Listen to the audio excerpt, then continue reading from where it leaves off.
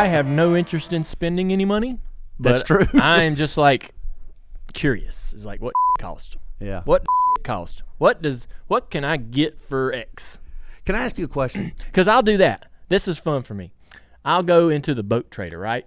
And I'll say, all right, I want to find the cheapest freaking boat that's between like 30 and 40 feet, right? You just pick a footage, and you go like, hey, man, what's like the cheapest options? And you're like, man, what if I stumble onto a deal, right? You obviously don't, right? You get to looking at these things, and you're like, oh, yeah, this thing's got a lot of problems.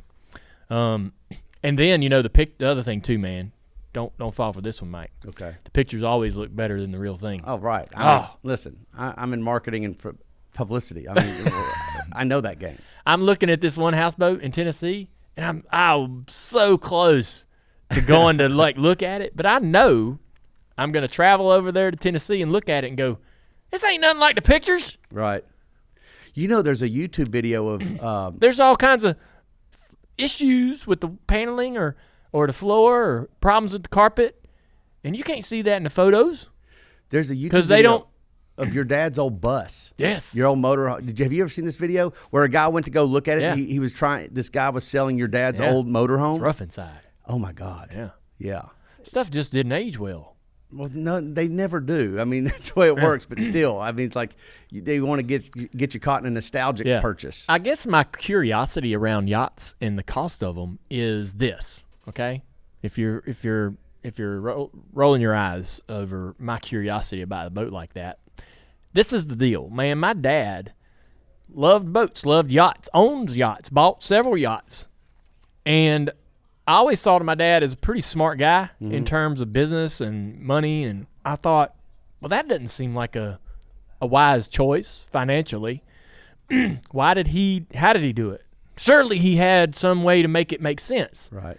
But I never learned anything about that. But becoming friends and working with Jeff Burton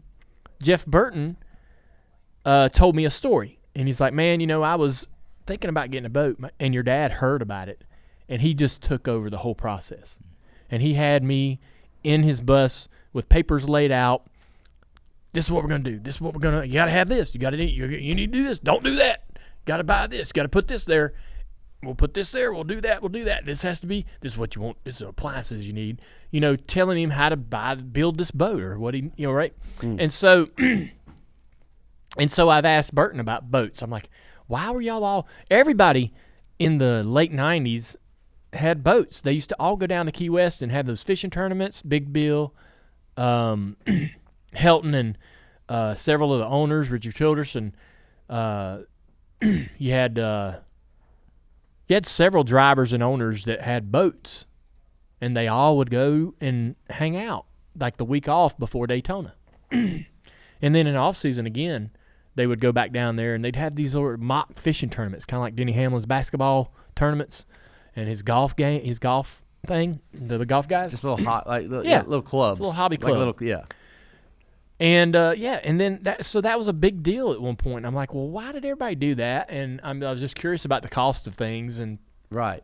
What I learned didn't seem to make much sense to me. Maybe that was their one thing that they just were okay not making a business sense out of it, right? I like guess so. It was literally just for leisure and fun, and everybody needs something they lose money on. That'd be another one of them conversations where if Dad was here, I'd be like, hey man, let's sit down and talk about that. Right.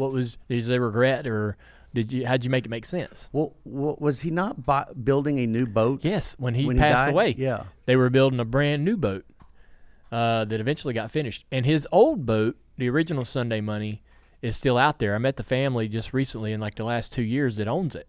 Wow. Yeah. I did not know that. Yeah, that's still cool. And they say the interior is as is, the way they bought it, and they didn't want it to change. They know it's Dad's. They know They kind of have kept it a lot of, as you can imagine, like late 80s, early 90s brass and all that good stuff. Yeah, that's cool. I didn't know that. Yeah.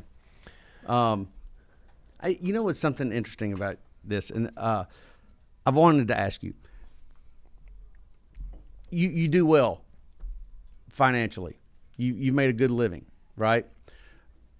Do you think that you are always tight and worried about how you spend money? Because you are very, very conscious of how you manage your money.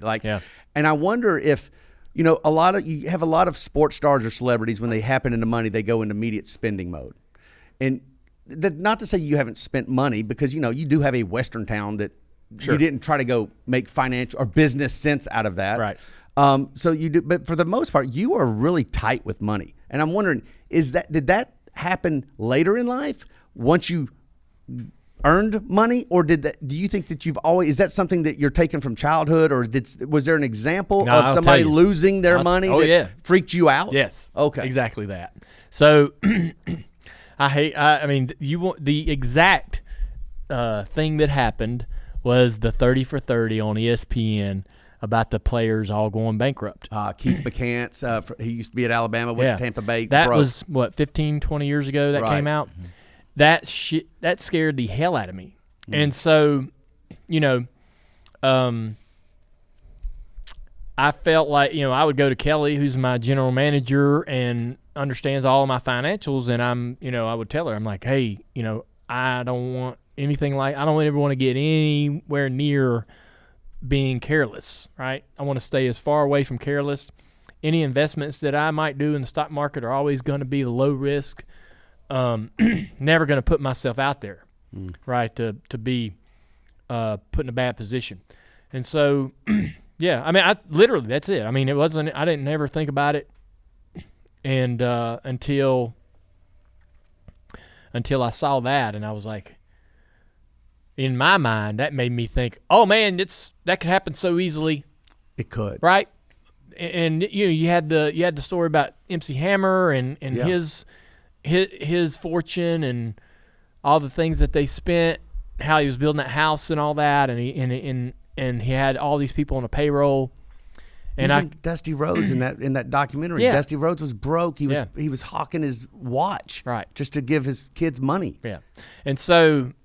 Yeah, I think those stories, man, I'm already anxiety-ridden, a worrier. I'm already built that way. And so, like, you give me a story, and I'm going to be like, I can't let that happen to me. Understood. I think that's fair. And it didn't take many stories for me to sort of lock in on.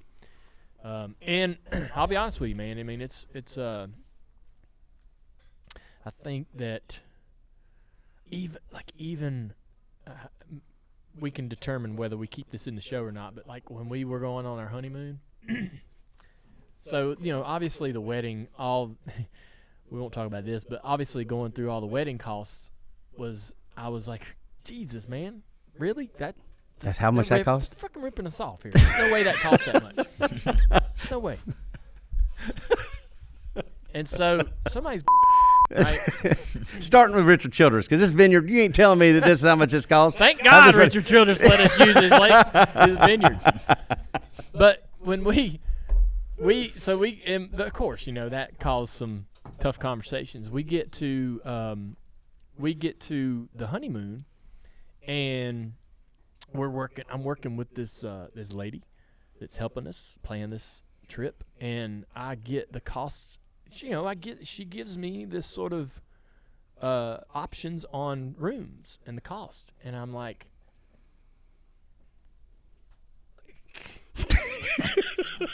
the room that we should go and use as honeymooners is like ridiculous per night, and then there's these other options, and I'm like, Amy, like, why are we gonna go stay in this room? We get these other options are fine, and.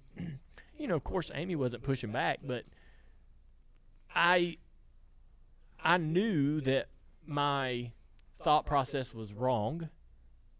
Was it? Well, for the occasion. For the occasion, right? You take exceptions, right? For the occasion, you have to take exceptions, right? Fair, yes. Yeah. You're not going to honeymoon every year. Right. Right? You're Hopefully. going to honeymoon once, right? Right. And so, and listen, like the honeymoon's option, right, or the one that the honeymooner is going to take is like, there was that, and then every other room was the same, right? So it was like, we're going to go to this resort and just stay in a regular normal room on our honeymoon, I mean, I'm with you. I'm like, I don't know what the problem is with that, but I apparently, was all like initially, I'm like, yeah, I can. I could do without the champagne bath. Yeah. I'm the rose petals. I'm gonna just choose that. But you bit the bullet, is what you're trying to say. I yeah. bit the bullet. Okay. And you know what? The reasoning behind some of that is like, you're right. Like, I'll build a western town and not bat an eye. And you know, oh man, I see this 77 C10 green truck that I want, and I mean, I'm having it. Or the Tennessee houseboat that's like really close to getting bought, right? I'm not asking questions. I'm just like, yeah. You know.